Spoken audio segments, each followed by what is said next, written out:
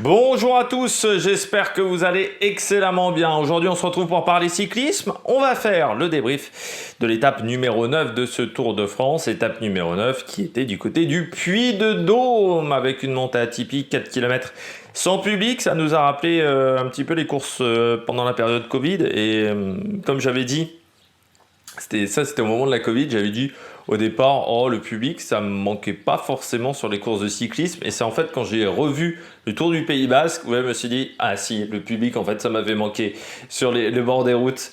Autant il y a des sports où ça a peut-être eu moins d'impact. Autant c'est vrai que sur le cyclisme, au final, ça a eu un petit peu un impact. Même si des fois le public fait du n'importe quoi, mais on en reparlera un petit peu plus tard dans cette vidéo. N'hésitez pas à vous abonner à la chaîne, à réagir dans les commentaires, à mettre un pouce bleu, à partager la vidéo sur les réseaux sociaux, notamment auprès de vos proches, si vous pensez que ça peut les intéresser. Je m'excuse si la vidéo arrive avec un petit peu de retard, mais là j'enregistre à 18h32, donc si je fais 40 minutes d'enregistrement, ce qui risque d'être le cas, et là peut-être que la vidéo va arriver plutôt du côté de 21h30. En plus, il y a une mouche qui m'embête. Quand vous vous abonnez à la chaîne, vous pouvez rajouter la petite cloche, comme ça vous êtes au courant des dernières vidéos qui sortent sur la chaîne. Je vous préviens aussi, si vous entendez des bruits de route et tout ça, comme il fait chaud, j'ai ouvert la fenêtre pour enregistrer, parce que là il fait quand même un petit peu chaud. C'est pas encore vraiment canicule, mais pour éviter d'être vraiment complètement en sueur à la fin de la vidéo. Donc n'hésitez pas à me dire dans les commentaires qui vous a plu, qui vous a déçu. Quand vous abonnez à la chaîne, vous pouvez rajouter la petite cloche, comme ça vous êtes au courant des dernières vidéos qui sortent sur la chaîne. Si vous voulez soutenir la chaîne, vous pouvez faire un super thanks, je remercie les gens qui le font. Quand vous vous abonnez à la chaîne, vous pouvez également voir EPS 2.0 sur les plateformes de podcast, Amazon, Deezer, Spotify, Google. Vous pouvez également vous abonner à TikTok avec le débrief rapide juste après l'arrivée. Il est déjà en ligne. Là, ça a mis peu de temps avant qu'il soit en ligne. Donc ça, c'était bien. Étape numéro 9, début de journée. Alors calme, je dirais pas calme, mais on aurait presque plus... En fait, moi je m'attendais à un autre scénario de course, mais en lisant vos commentaires, je pense que je me suis en fait un petit peu fourvoyé peut-être. Oui, je dirais que je me suis fourvoyé en pensant à une autre stratégie. Je m'attendais plus à une course entre leaders aujourd'hui. Puis certains m'ont dit oui, c'est peut-être pas aussi prestigieux que tu peux le penser, ou on s'attend quand même à une échappée parce que c'est une montée sèche. Et c'est vrai que ça a été une montée sèche pour les leaders du général. Par contre, devant, on a eu quand même une belle bagarre déjà pour prendre l'échappée. Tout le monde n'a pas réussi à y aller, notamment les Lidl Trek. Mais en même temps, vu comment ils ont roulé hier, les Lidl Trek, ça a forcément des conséquences au niveau physique. T'avais les jambes un peu lourdes par rapport aux efforts qu'ils avaient réalisés hier pour faire gagner Pedersen. Et puis ensuite, on a eu une bagarre assez débridée quand même pour la victoire, parce que c'était pas hyper lisible, alors pas super bien filmé non plus, parce que on attend encore de savoir comment Woods il a réussi à se débarrasser de ses autres coureurs. Pas d'image de ça. Pas beaucoup d'images de grand chose, j'ai envie de dire, sur ce Tour de France. Et puis, on a eu une belle bagarre pour la victoire. Il y avait un beau mano à mano. Alors là, c'est vrai que l'hélico était bien utilisé. Sur le mano à mano entre Woods, Mohoric, c'était bien fait. Alors, c'est con que il fasse un truc bien pour 10 trucs de mauvais quand même, Anthony Forestier. C'est un peu le souci. J'ai vu qu'il semblerait que l'équipe... Les correspondants de l'équipe qui sont sur place, il y en a un qui a fait un papier où il se plaint également de la réalisation du Tour de France. Donc, je ne suis pas tout seul à me plaindre de la réalisation du Tour de France. Et bon, c'est un peu compliqué. Parce qu'il faut savoir que France Télé, pour ceux qui ne savent pas, donc c'est France Télé qui fait les images avec les moyens d'AMP Visual Studio. AMP Visual, c'est ceux qu'on fait notamment le Grand Prix Explorer de Squeezie, mais en fait, c'est eux qui réalisent la plupart des compétitions sportives en France et même à l'étranger, ils en réalisent pas mal. Les grandes compétitions sont souvent faites par eux, au niveau des moyens techniques et au niveau des caméras. Et Anthony Forestier est mis en place par France 2 pour réaliser la course avec les moyens techniques d'AMP Visual.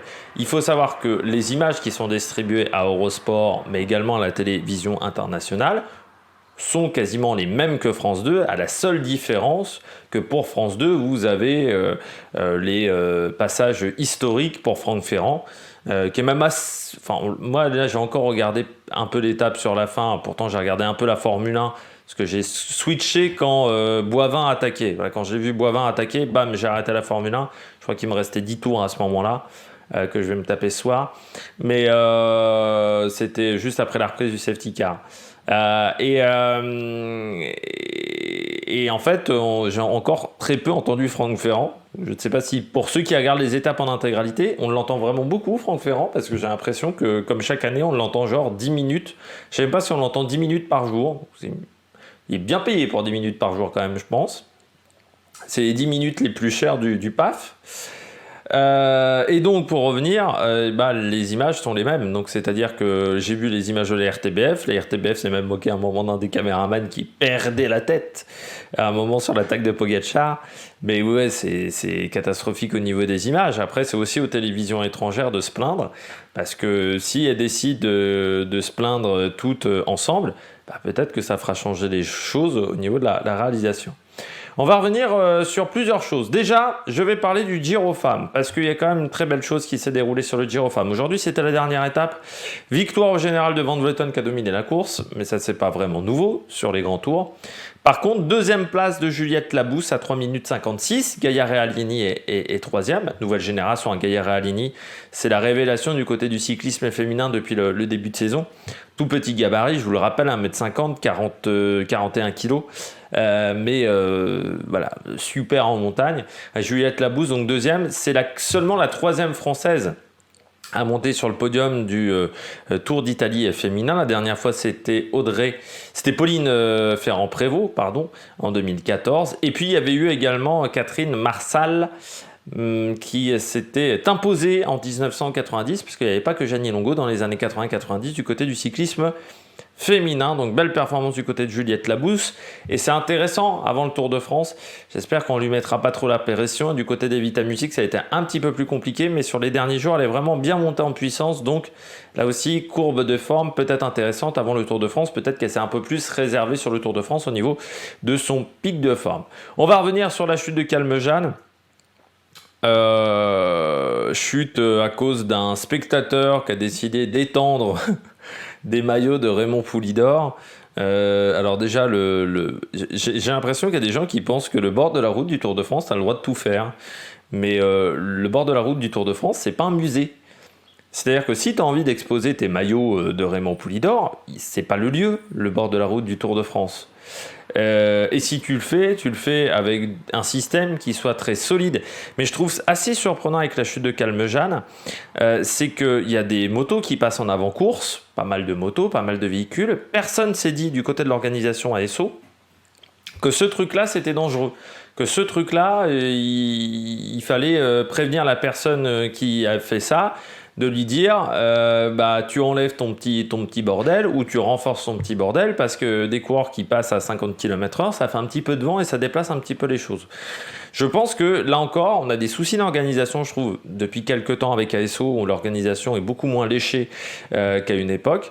Et cette chute de Calmejane, pour moi, elle n'aurait pas dû se produire. Et du côté du public, alors c'est toujours le problème, parce qu'il y a des gens qui décident d'être sur le bord de la route du Tour de France, mais qui n'en regardent pas du cyclisme en temps normal.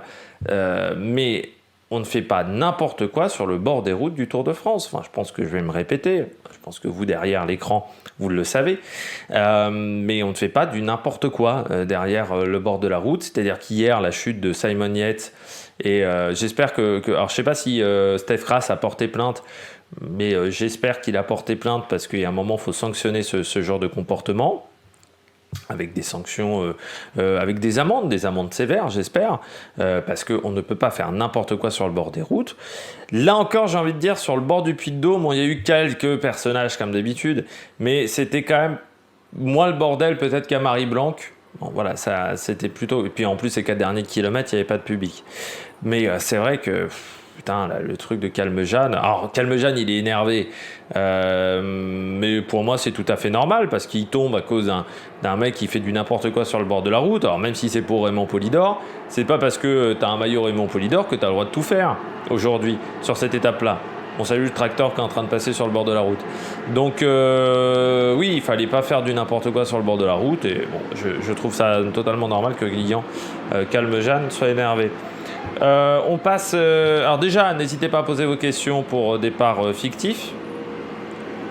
parce que du côté de départ fictif, il va y avoir pas mal de choses voilà, vous pouvez poser vos questions du côté de départ fictif, parce que demain il y aura la vidéo, je l'enregistre dans l'après-midi. Et puis, on passe au sondage d'hier. Du côté des sondages, il y avait plusieurs questions que je vous avais posées. La première question, c'était: la Jumbo-Visma n'en fait-elle pas trop? Oui, non. Oui à 58%, non à 42%. Une échappée peut-elle gagner l'étape numéro 9? Vous êtes 159 à avoir voté oui à 53%, non à 47%. Donc c'était quand même un petit peu mitigé. Vous avez plutôt décidé de dire oui. Et puis, autre question, pour vous, qui va gagner l'étape numéro 9? Eh bien, 182 personnes ont voté, Jonas Vingegaard 23%, 27% pour Tadej Pogacar, c'est le même score qu'un autre coureur, Romain Bardet 18%, David Gaudu 5%. En passant, je me suis quand même un peu planté du côté des Français, mais je vous avais dit, Romain Bardet c'était ma grosse cote, David Gaudu, je m'attendais un petit peu mieux ou pour aujourd'hui.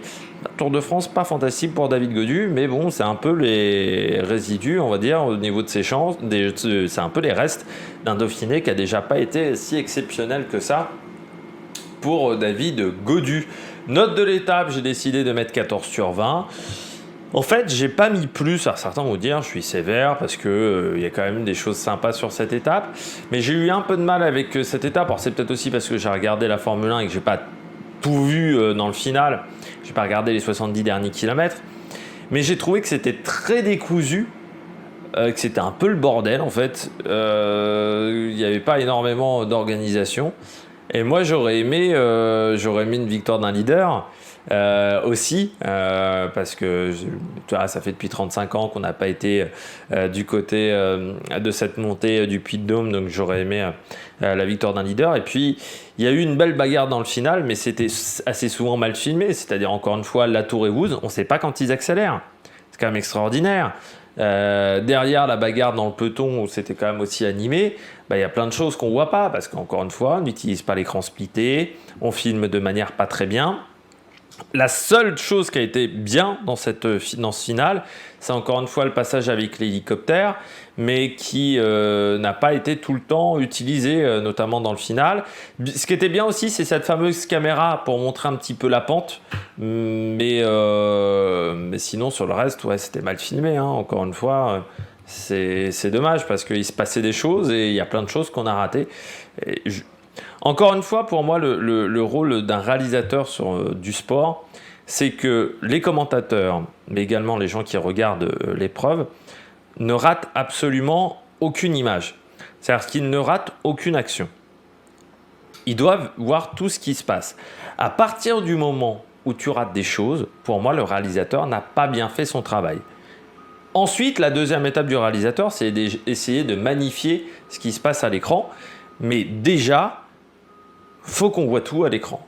Et si on ne voit pas tout, c'est un peu problématique. Et c'est aussi ce que je repense notamment à certains réalisateurs qui font la Formule 1 ou la MotoGP, c'est que parfois il y a des bagarres en milieu de plateau qu'on ne voit absolument pas, parce que le réalisateur se dit « Oh bah non, moi je vais me concentrer pendant 5 tours sur Verstappen alors qu'il ne se passe absolument rien ».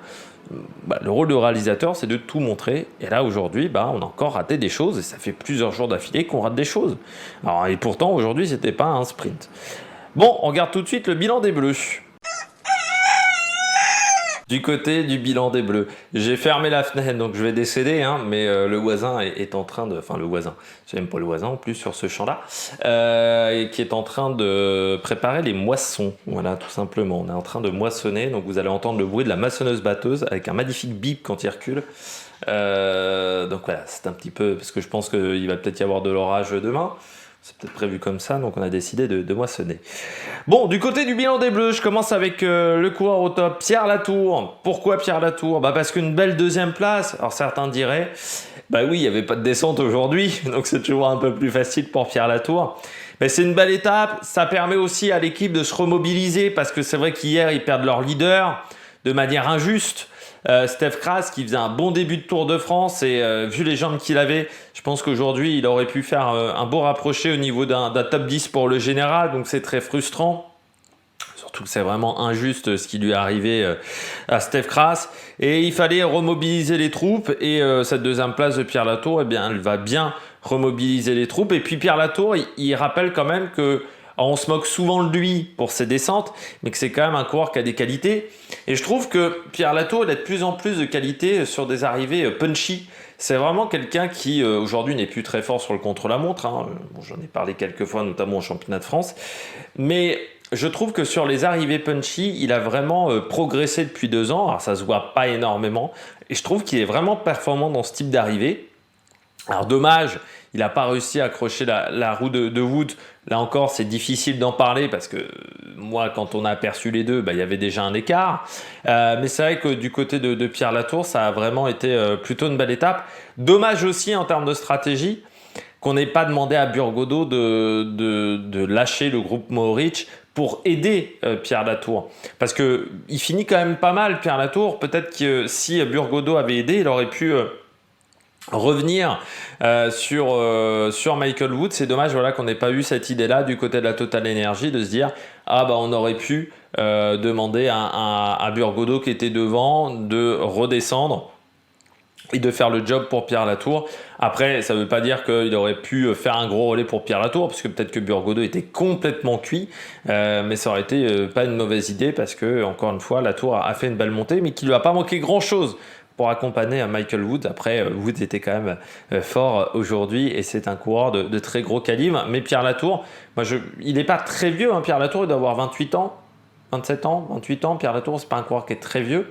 Je pense qu'il y a vraiment une réflexion à avoir sur est-ce qu'il ne devrait pas plutôt se concentrer sur des courses un peu punchy, parce que pour moi il a les qualités pour ces courses-là, plus que vraiment pour les étapes de montagne avec des cols réguliers où il y a de la haute altitude, où là je pense que pour moi il est moins performant.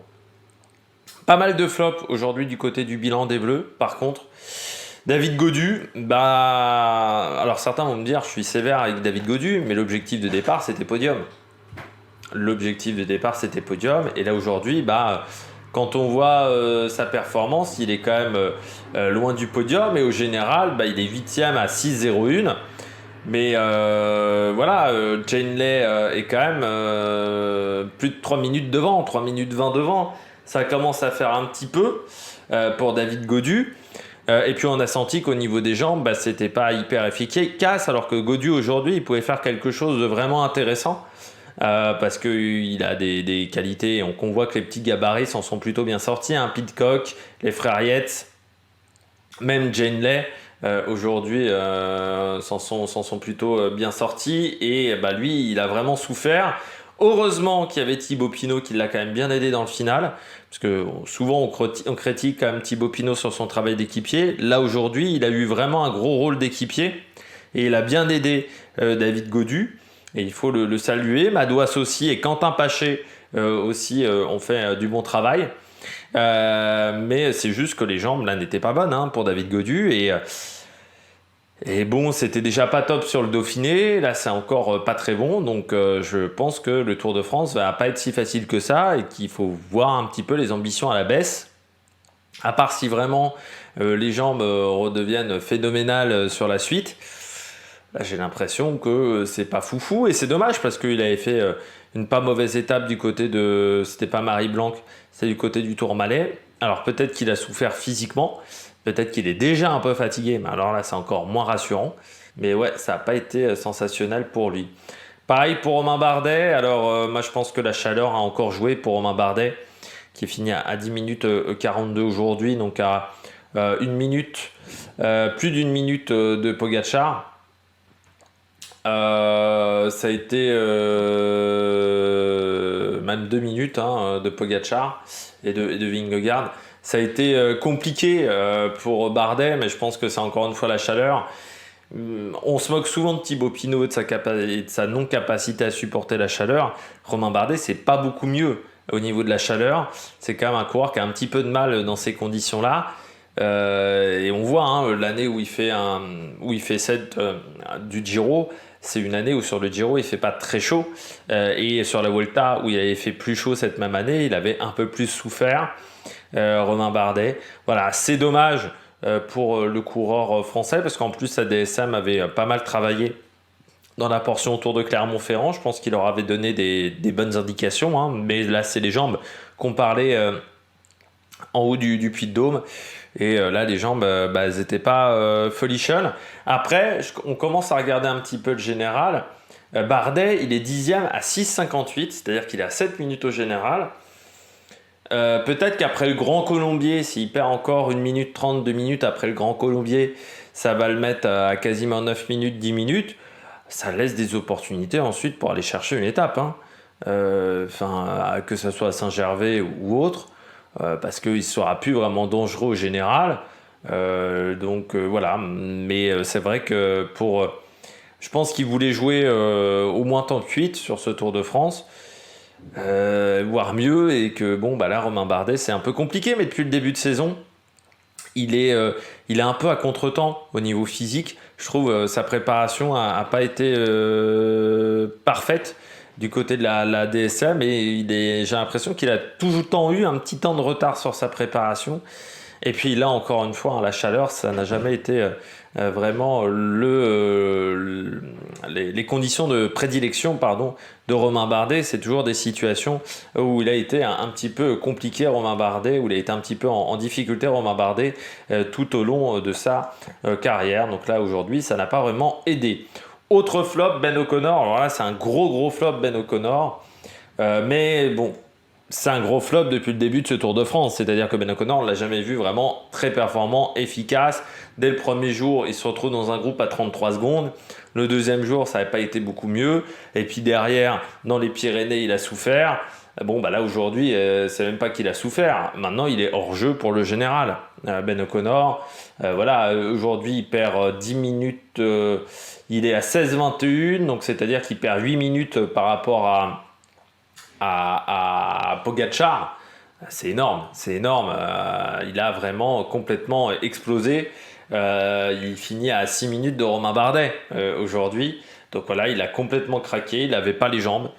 Mais bon, je pense qu'on le sentait quand même un petit peu chez G2R, parce qu'on avait mis Clément Berthet devant. C'est dommage, par exemple, que Félix Gall il ait perdu autant de temps en début de course, parce que Félix Gall il est 16e à 9,46, mais il a perdu un petit peu de temps sur la deuxième étape au Pays Basque. Parce que quand tu regardes, c'était la deuxième étape au Pays Basque ou dans les Pyrénées, je ne sais plus. Du côté de Félix Gall, où il a perdu un petit peu de temps, parce que quand tu regardes, il est pas mal au général. Et un top 10 pourrait être envisageable.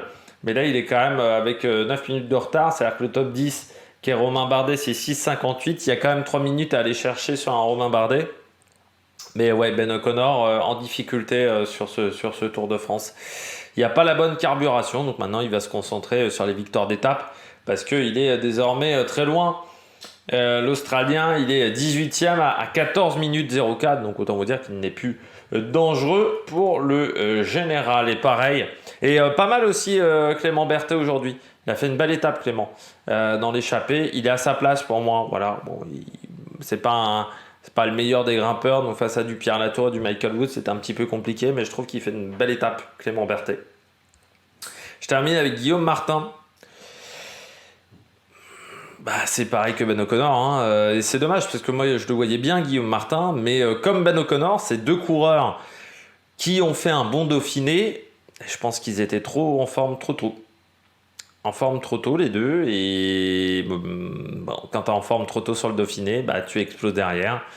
Et ils ont complètement explosé. Ils sont complètement passés à travers aujourd'hui, parce que Guillaume Martin, c'est pas le plus mauvais normalement dans la chaleur. C'est plutôt un coureur qui se comporte bien quand il fait chaud. Mais du côté de Guillaume Martin, il a explosé. Il a complètement explosé. Il a explosé plus tard qu'O'Connor, mais au final, il perd quasiment en même temps qu'O'Connor. Donc ça montre bien qu'en plus, il n'a pas super bien géré sa fin de montée. Pourtant, il y avait Yannis Aguirre qui essayait de l'aider, qui essayait de l'arroser. Mais voilà, ça n'a pas suffi pour Guillaume Martin qui a explosé. Dommage pour le coureur français. Là encore, il y aura des possibilités d'échapper. Guillaume Martin, il doit être 15e, un truc comme ça au général. Il est 17e à 11 minutes, donc oui, maintenant il y a des opportunités du côté de Guillaume Martin. Des hissoires, mais je pense que peut-être le Grand Colombier. Voilà, une montée sèche. Pourquoi pas également en troisième semaine, le Markstein, d'autres montées qui peuvent lui convenir à Guillaume Martin. Mais aujourd'hui, il a vraiment souffert dans cette étape parce qu'il finit l'étape par rapport à Ben O'Connor.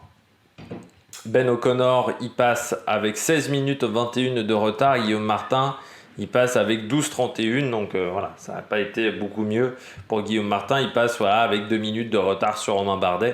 Donc, ça a été une journée compliquée parce que vous n'aurez pas le classement de ces coureurs-là sur l'étape, vu qu'ils étaient au-delà de la 20e place et qu'au niveau de la description YouTube, je ne peux pas aller au-delà. On regarde tout de suite les coureurs au top.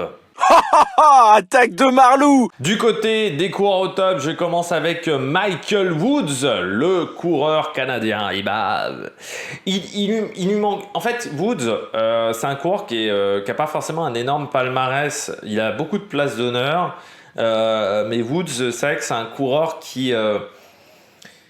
dont on parle assez peu parce que bon, c'est vrai que c'est un mec qui a commencé le cyclisme tard. C'est vrai que j'en parle pas tout le temps, mais il a commencé par l'athlétisme et ça lui a servi sur la fin de la course, le fait d'avoir fait de l'athlétisme.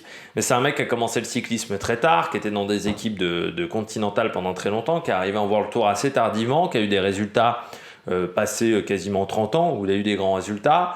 Il a eu 2-3 très bonnes saisons et puis après ça a été un peu plus compliqué, mais c'est vrai que c'est un coureur qui n'a pas forcément un gros palmarès, parce que c'est pas un mec qui a, je crois qu'il n'a pas de top 10 sur les grands tours, on en avait parlé, il lui manquait peut-être un gros résultat, et aujourd'hui il fait partie des mecs qui ont gagné une étape sur un grand tour, et en plus sur le Tour de France.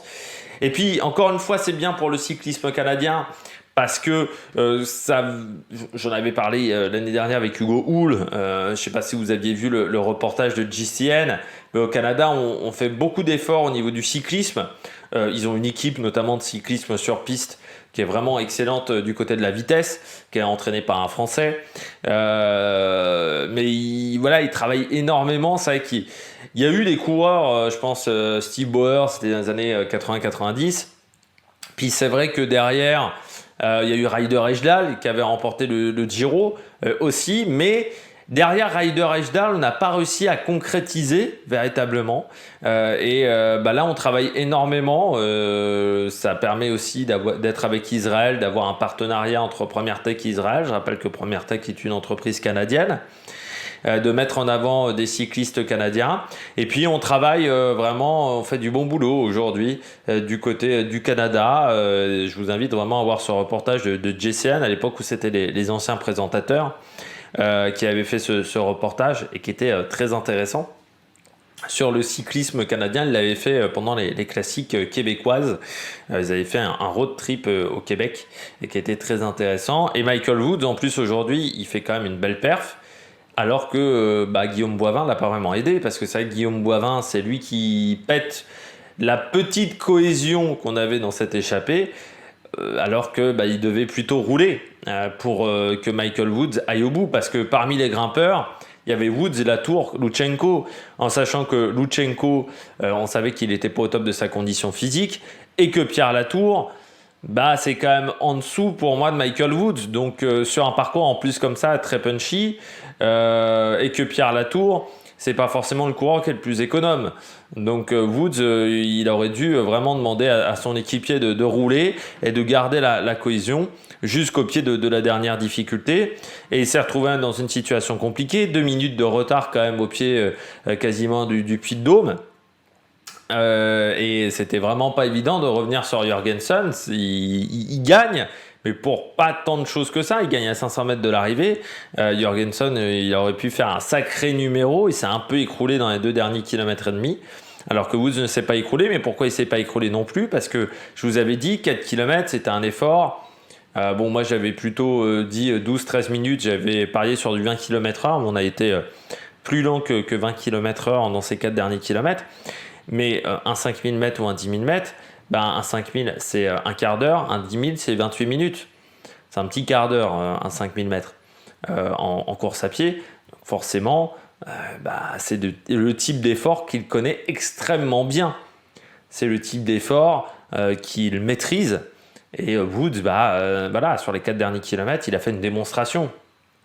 Par rapport à ses adversaires, et c'est là où il gagne la course.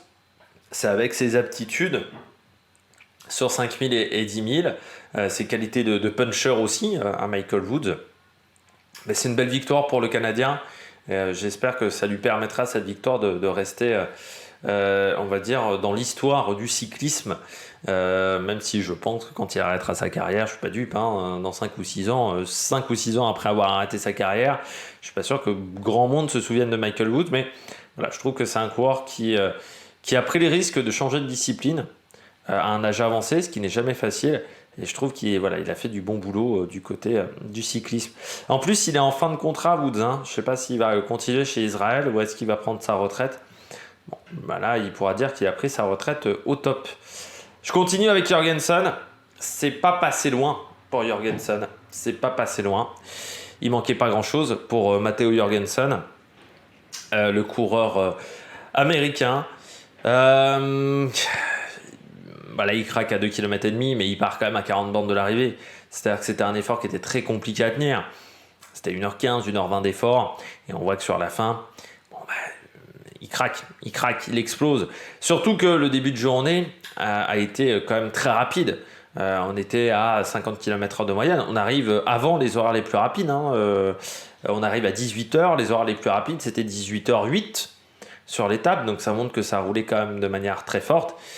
Il a craqué à 2,5 km. C'est dommage parce que ça aurait pu être une belle victoire pour Movistar. Parce qu'il a bien géré le fait d'être en infériorité numérique. Mais 40 km seul, c'était trop. 35 km seul, ça aurait marché. Un peu moins de 40 km seul, ça a été trop long et le temps d'effort était trop long. Et encore une fois, à 3,8 km, on voit qu'il commence à se tasser. On sent qu'il commence à rechercher un petit peu l'oxygène. Il a la bouche ouverte. Et là, c'est souvent pas très bon signe. Surtout dans une montée, encore une fois, il y avait énormément de pentes. Et puis derrière, Woods, il a très très bien géré son final. Voilà, il a fait une super montée. Il lui colle 2 minutes 30 quasiment Woods sur les 10 derniers kilomètres. Donc, faut voir quand même comment il a été costaud, Michael Woods. Et Jorgensen, par contre, ça a été plus compliqué dans le final. Mais moi, je voulais saluer déjà le mérite qu'il a eu d'attaquer. Et puis, ça va peut-être motiver également les troupes du côté de Movistar. Bon, après, on sent qu'une fois qu'il est repris, il craque complètement parce que dans la tête, ça lâche, tout simplement, du côté de Jorgensen. Mais c'est dommage parce qu'il avait fait vraiment un bel effort, qu'il faisait vraiment du bon boulot jusqu'à ce moment-là. Mais à 2,5 km, je pense que ça a été compliqué. Et puis, avec la chaleur, peut-être un peu de déshydratation aussi du côté de Jorgensen, des jambes un peu plus lourdes et sur une montée comme ça où il faut être en capacité d'emmener du braquet et que même quand on a le petit braquet, c'est pas facile de tourner les jambes, à un moment ça pardonne pas. Mais Jorgensen, quand même, cette année, il fait une belle saison. C'est dommage sur ce Tour de France qu'il ait perdu du temps en début de course. Il a un peu souffert. Et puis peut-être que si on avait eu un Jorgensen qui avait les jambes du tout début de saison, et peut-être qu'il aurait un peu plus il aurait pu un peu plus lutter face à Michael Woods. Ça n'a pas été le cas. La chaleur commence à me monter à la tête, c'est compliqué, mais j'ai fermé la fenêtre pour vous parce que sinon vous entendiez le bruit à l'extérieur. Je poursuis avec Pogačar du côté de Tadej. C'est quand même encore une belle étape parce que Jumbo voulait faire un petit coup quand même aujourd'hui. Je pense que Jumbo s'est dit Pogačar, il n'aime pas trop la chaleur. Et puis malgré le fait qu'il n'aime pas la chaleur, il reprend encore 8 secondes aujourd'hui. Et encore une fois, du côté de Vingegaard, alors l'étape n'est pas catastrophique, il gère très bien la fin, Vingegaard. Il ne s'est vraiment pas écroulé, mais il perd quand même du temps. Ça fait 2 étapes, on va dire, de montagne d'affilée où il perd du temps, où il est en mano à mano face à Pogačar et où il perd du temps. Et puis pas de chance pour Vingegaard, c'est qu'il ne perd pas encore suffisamment de temps pour perdre le maillot. C'est toujours lui qui a le poids de la course, mais là ils ont roulé très fort dans le final. Alors Van Aert a eu un petit peu de mal, je trouve. Il ne fait pas un si grand relais que ça, Van Aert.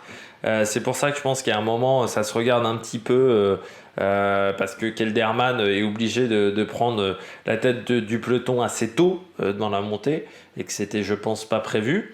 On a aussi assez peu vu Sapkus au final autour de Vingegaard.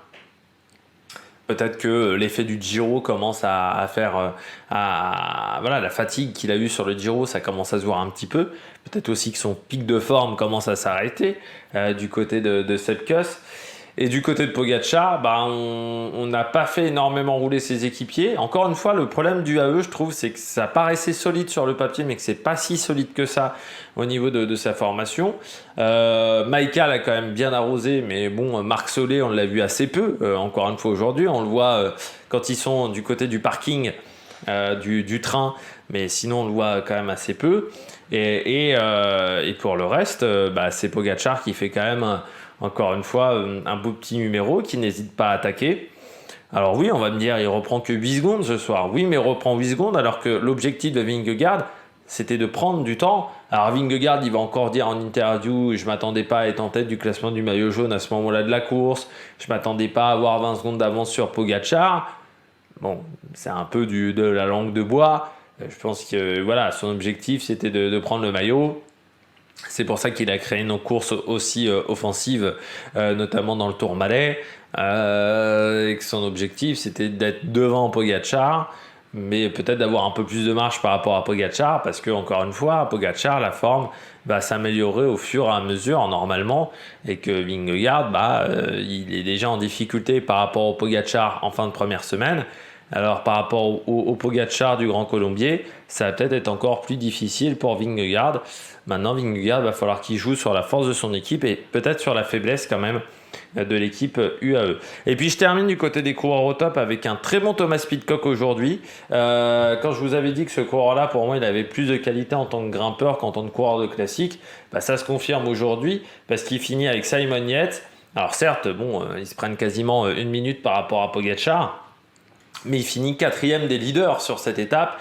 Il fait une belle remontée au classement général parce qu'il remonte 7e, donc devant Gaudu et pas très loin des frères Yates au final. Et chez Ineos, par contre, on va se creuser la tête parce que on a 2 coureurs qui sont dans le top 10. Est-ce qu'il faut favoriser Rodriguez, mais qui aujourd'hui n'a pas réussi à tenir la roue de Pidcock, ou est-ce qu'il faut plus aider Pidcock de la part de Egan Bernal et de Daniel Felipe Martinez, qui sont désormais équipiers de ces 2 coureurs-là. Mais c'est bien de la part de Pidcock, mais bon, moi je vous en avais parlé après l'Alpe d'Huez l'année dernière, où j'avais dit à l'intersaison, il va falloir se mettre autour de la table du côté d'Ineos et du côté de Pidcock, et je pense que décider de faire un travail pour être coureur pour le général d'un grand tour. Parce que pour moi, physiquement, il a plus les qualités d'être performant sur les grands tours. Pour moi, sur les classiques, il est trop léger. Et son gabarit, on le voit qu'il fait des merveilles sur des montées comme ça, comme le Puy-de-Dôme, où les bons gabarits s'en sortent très bien. Où les petits gabarits sont toujours très performants. Et là, on voit que du côté de Pidcock, c'est vraiment ce qui l'a aidé sur cette étape. Donc ça va être intéressant. Pourquoi pas également sur le col de l'Alo, surtout qu'on a déjà vu l'année dernière sur l'Alpe d'Huez, qui est quand même une montée qui s'établit à 1850 mètres, que l'altitude, ça lui fait pas vraiment peur à Pidcock. Donc voilà, c'est je pense sur ce type de course-là où il doit se concentrer désormais Thomas Pidcock. Du côté d'Egan Bernal, un peu plus en difficulté, mais c'est normal. L'accumulation de jours de course, elle va être difficile pour Egan Bernal parce qu'encore une fois, il n'a pas de foncier. Il n'a pas couru pendant quasiment un an. Ça a des conséquences au niveau physique, au niveau de ses capacités en termes d'endurance. Et là, on voit que c'est un petit peu le souci pour Egan Bernal. On passe tout de suite au bonnet d'âne. On termine avec les bonnets d'âne, il est 19h10. J'aime bien faire long au niveau des vidéos.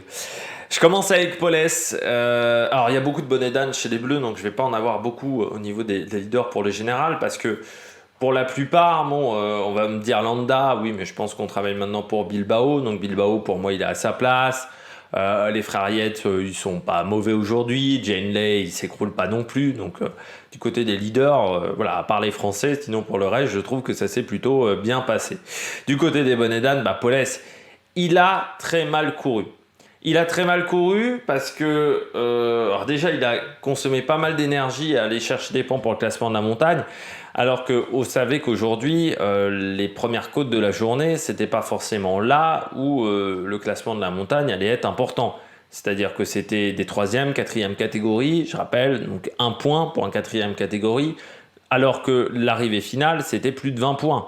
Donc c'était 20 points, donc c'est là où il fallait prendre des points. du côté de Nelson Poles. Or, à l'arrivée, il finit 6e. Donc, il marque... oui, je crois qu'il finit 6e, donc il marque 6 points. Il marque 6 points dans le final.